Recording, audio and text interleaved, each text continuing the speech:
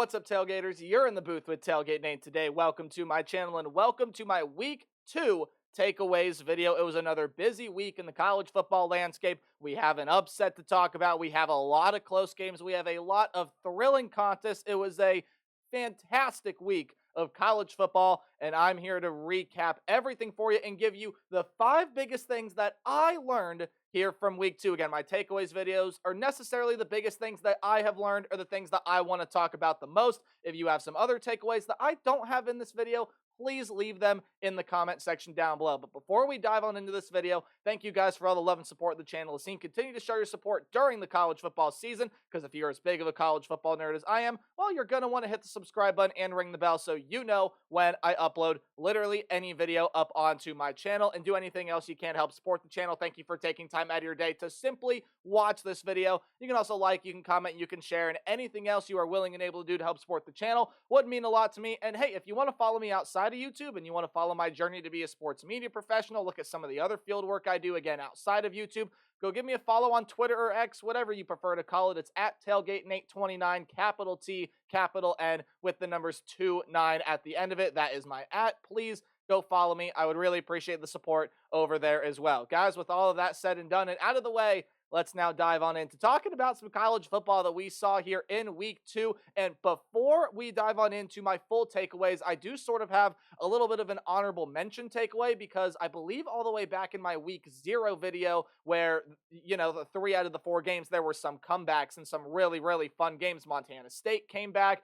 You had Georgia Tech pull off the upset against Florida State and a semi-comeback effort. And then you also had SMU come back and beat Nevada. And I kind of mentioned, like, look, are comebacks going to be a theme of the year? Well, especially in the noon slot of yesterday, yeah, they absolutely were. Penn State was down at halftime against Bowling Green. They came back and won. Oklahoma State was down against Arkansas at half. They came back and won in double overtime. Tulane was up 20-10 on Kansas State at half. Well, the ranked Wildcats came back to win that one as well. Iowa State came back and beat Iowa yesterday. There were just so many comebacks, so many great games on, and I know Iowa State 3:30 slot Eastern Standard Time, but I mean, when you take a look at all that, yeah, I can absolutely see comebacks being sort of a theme here. And I think the gap, as we're going to find out in this video, between Group of 5 and Power 5 is a lot closer than people think. Again, you go look at Bowling Green against Penn State. Yes, the Nittany Lions struggled, but Bowling Green, for the most part, played really, really well. Tulane, that's one of the best Group of 5 teams, and they almost beat a Kansas State team that can absolutely make a run for a Big 12 title. And you look at a couple other examples from yesterday there as well. South Florida was able to give a run to the Alabama Crimson Tide.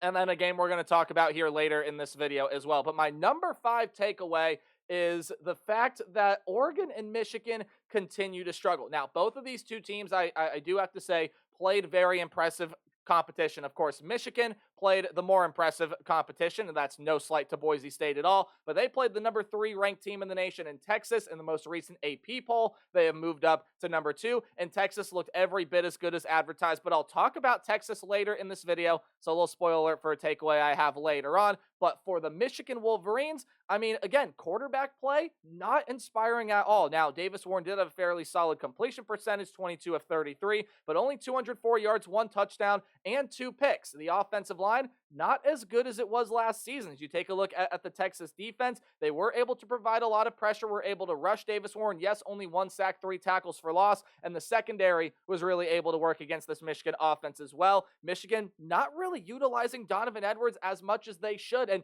for a Michigan team that was as run first as you could probably get in the country last season, they threw 33 passes here, or 33 pass attempts for Davis Warren. Only 22 rushes for this team. Where's the use of Donovan Edwards? Where's the use of Kalel Mullings, who last week had himself a really, really good game? Nope, only 6 carries in this one. Donovan Edwards only had 8. He averaged 5.1 yards per carry, but that just shows you that you got to utilize him more. You got to utilize this backfield more. The quarterback play has got to get better. The wide receiver play was better. You did have Colston Loveland catch a pass and, of course, lead receiving for this team again in this game, but then he even fumbled the ball. So the pass catching room can definitely look a lot better as well. And now defensively for Michigan, I mean, look, Texas has a really good offense. Quinn Ewers is one of the best quarterbacks in the nation. They got a lot of really good weapons. 389 yards, but they allowed Texas to go 10 of 16 on third down, while the Wolverines' offense was only 3 of 12. You can see that there are some concerns for this Michigan program.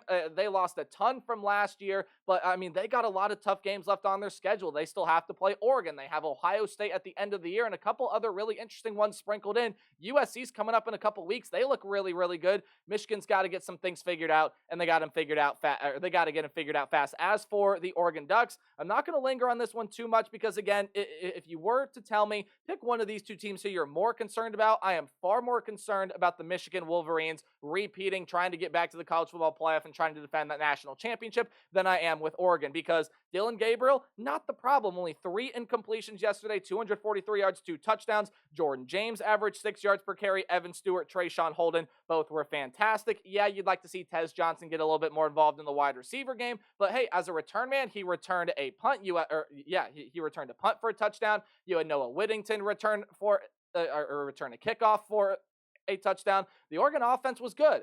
The Oregon defense, however, well, they had a tough time slowing down Ashton Jeanty. They allowed 6.7 yards per carry overall to this Boise State rush game. Yeah, okay, look, the secondary was able to limit what Maddox Madsen was able to do, 17 of 40. That's all he was for 148 yards. Jeanty did really carry this offense, but there are some real big concerns with Oregon. They weren't that great on third down. They were only 4 of 12, and they were outgained by Boise State in that game. So there's problem number one, not that great on third down. Secondly, penalties. They were killed with penalties. 9 penalties for 74 yards there in that game. That's something that has to get better. Thirdly, turnovers. They lost 2 fumbles in that game. And look, Dylan Gabriel was nowhere near throwing a pick in this game. But the fumble concerns, you lost 2 fumbles at crucial points in this game, and it has got to get fixed. But the biggest thing, the absolute biggest thing that this Oregon team has to fix right away, especially with a lot of the games they have coming up later on in the schedule, that offensive line. They only allowed 5 sacks all of last season, and they allowed 3 sacks against the Idaho Vandals in their previous game. They allowed 4 sacks to Boise State. Boise State had 7 tackles for loss. That has to change. That absolutely has to change. This is an Oregon offensive front that returns 3 starters from last year, and it was the best offensive line, you could argue, in the country last season, and it is not performing up to standard. They are probably going to allow, at this rate, triple, quadruple, maybe even 5 times the amount of sacks that they allowed last season. That's got to change, because when you play some teams with really talented defensive fronts, like Michigan, you have to play them in Ann Arbor, even when Ohio State has to travel to Eugene here in just about 1 month. Ohio State has one of the best defensive fronts in the country. They will eat that offensive line alive.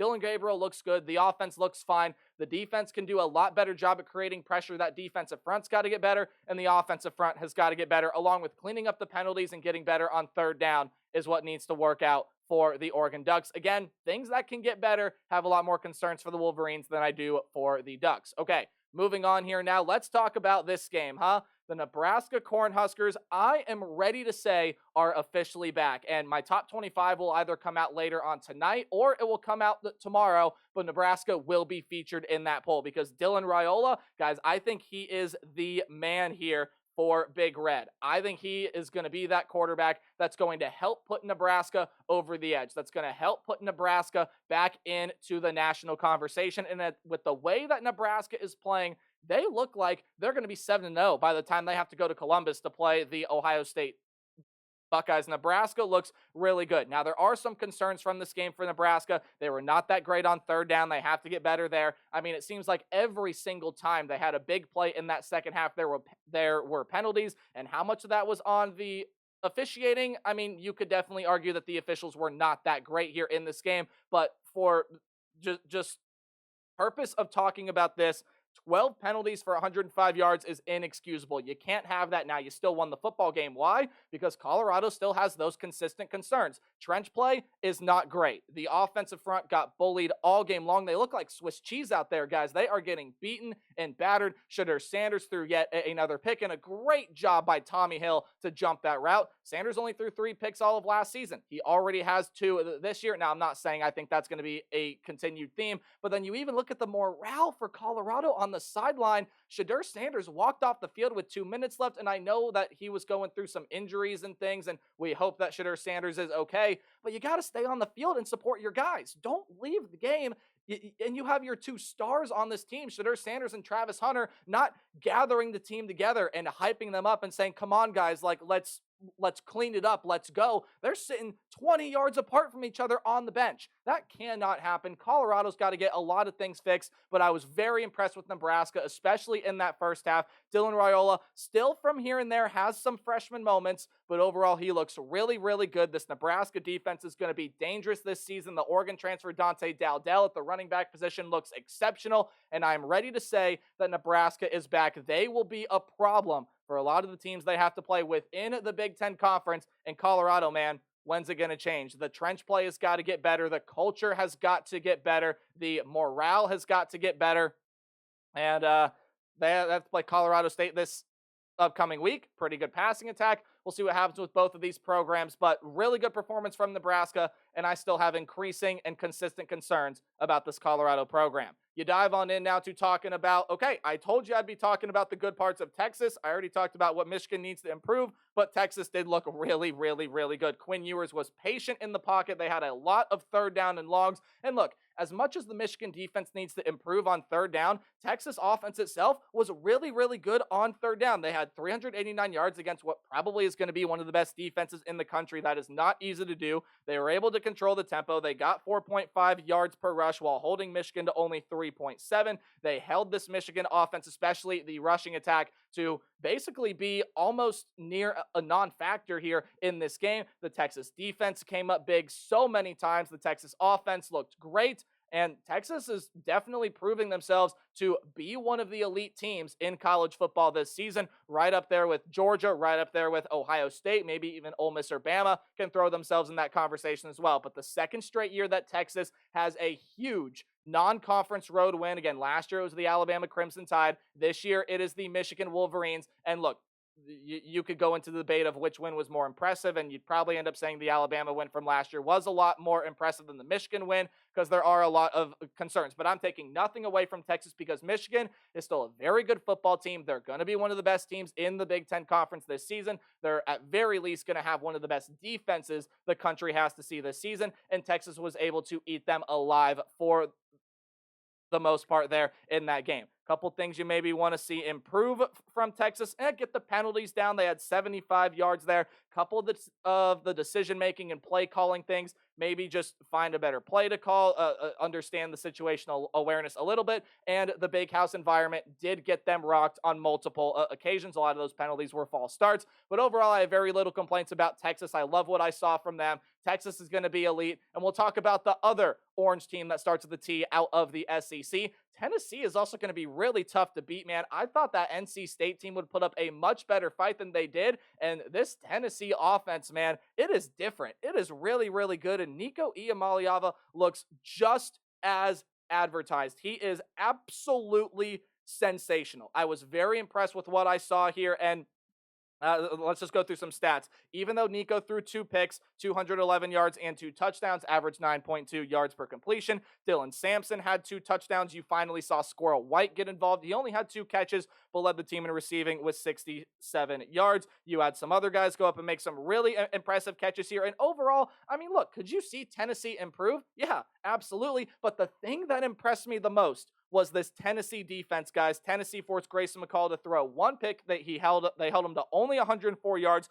only 1.4 yards per carry. And after you take a look last year and saying, okay, we kind of figured this Tennessee offense is going to be pretty good. How does the defense look entering 2024? Question answered right there, guys. The defense looked absolutely fantastic against an NC State offense that has a lot of really, really good weapons. Again, that pick 6, they came up with a couple of really other impressive stops. In fact, along with that pick, they did force 2 fumbles that they were able to recover as well. Now, Iamaleava, yes, you can clean up the picks. Yes, you can get a little bit better of decision making. But again, guys, to emphasize this point home, you have to be more impressed. Now, look, you can be impressed with the offense, yes, but you kind of figured this Tennessee offense was at very least going to be pretty good. It's looking out to be a pretty excellent offense this year. The defense was the main concern. 3 of 12 on third down. That's all NC State was. And they only allowed NC State to get 143 yards of total offense. Guys, this Tennessee team is legit. They're going to be a top 10 team in my top 25 poll. I believe they're up to 7 or 8 in the new AP poll that came out earlier today.